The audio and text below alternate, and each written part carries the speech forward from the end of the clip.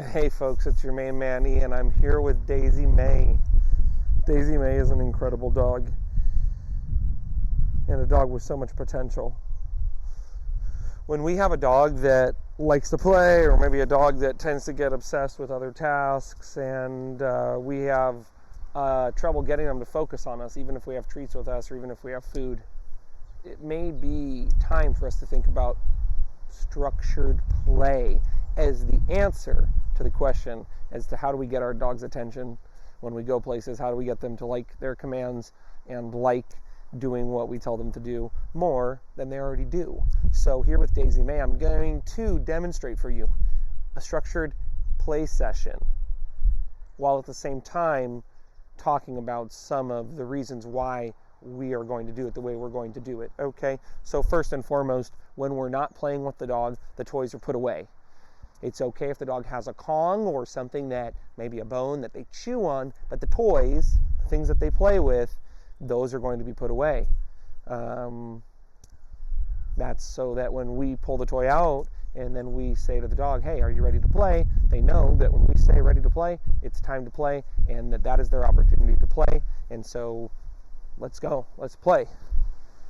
Oftentimes, a dog that has a toy out all the time, it may end up finding that, hey, when we offer it a toy, it's not that important to it because the toy's out all the time and it plays all the time by itself. So by having the toys put away and then pulling them out, we make it very clear it's time to play. So I pull the toy out.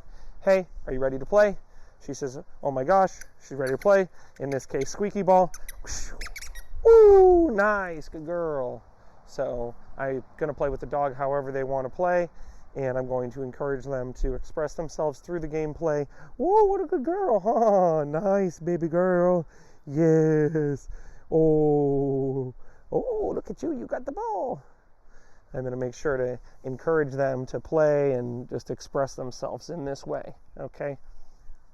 Now, you may want to watch my video about the difference between fetch and tug. We're not going to go into that right now, but in this case, we're playing fetch. Out, sit, okay. Nice, Daisy May, nice little girl, nice. Oh, you got it, huh? Nice. Oh, yeah, good girl, huh? Nice. Oh, okay. Out, down, no, down, okay. So one thing to think about, when I say the word out and I pause the game there, that is like the dinging sound that you hear in the boxing match. That is like the halftime happening at the football game. It's basically symbolizing that the game is being paused. So when I say out,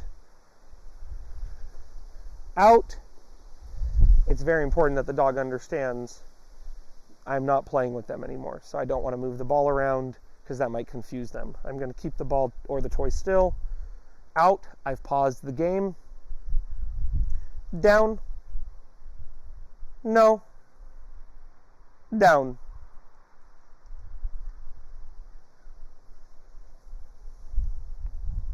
Good, okay.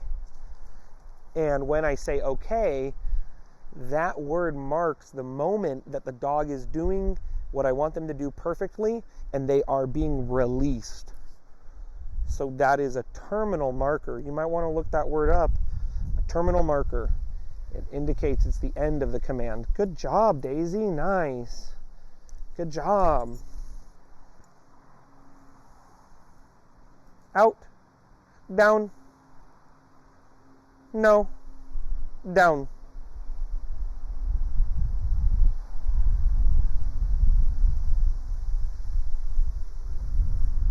Okay.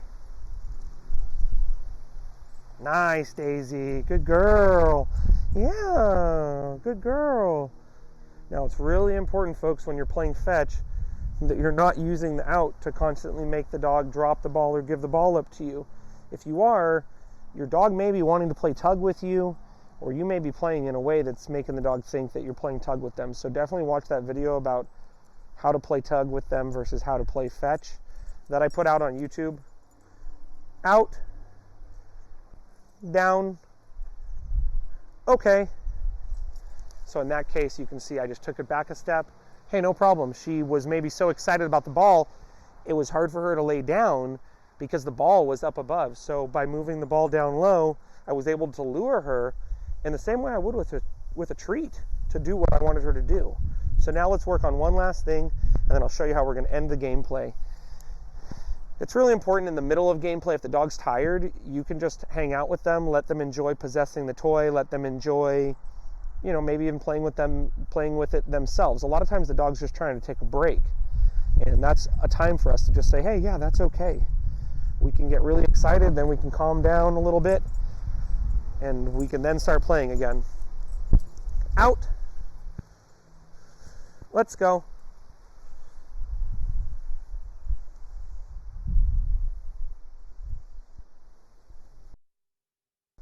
So in this case, I want the dog walking right next to me.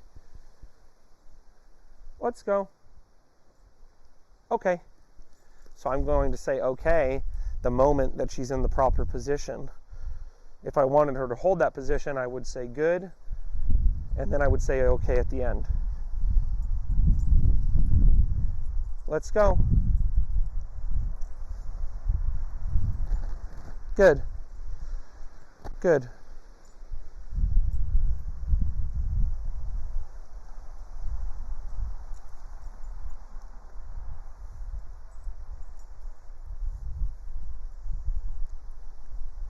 Good.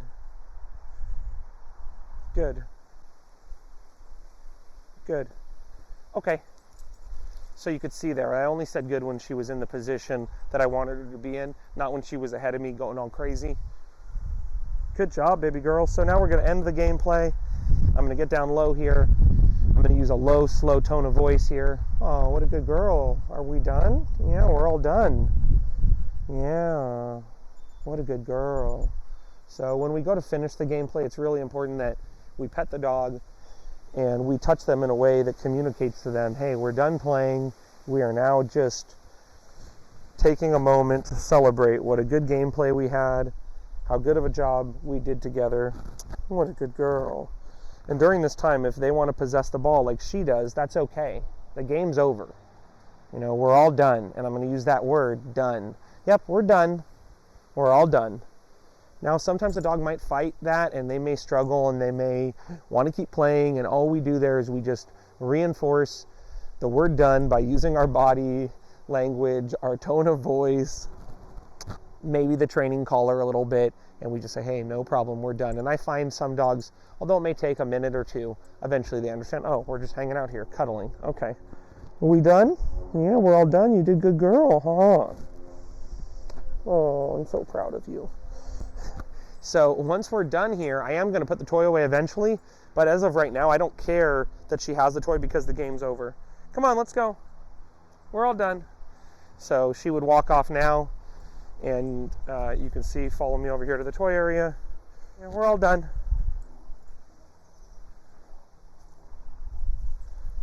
Now, typically the dog's going to drop the toy. She may not understand at this point that she's supposed to drop it. That's okay. I'm just going to remove the toy from her mouth here and say, okay, no problem, we're all done. Put the toy away. I tend to always put the toys in bins that can be closed, and that way the dog knows, hey, look, toys are put away. It's nothing to worry about, and then we can just move on our way. Come on, let's go. We're all done. Come on, let's go. We're all done. Good girl. We're all done. Good girl. Okay, and that's that. That's how a game session looks. Thank you so much for watching. Thank you, Daisy, for being a part of this. And remember, we don't blame them. We train them.